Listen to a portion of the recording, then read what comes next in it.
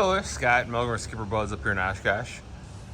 Here is one of our 2024 Harris 210 Cruises.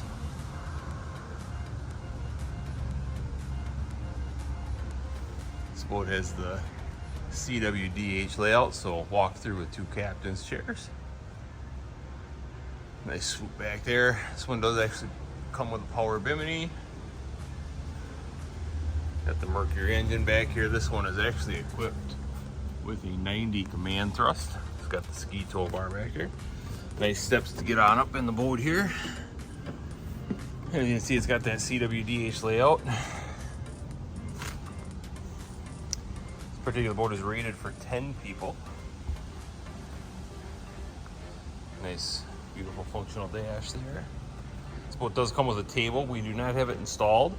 We'd install it in the front or the back wherever you'd like us to install it.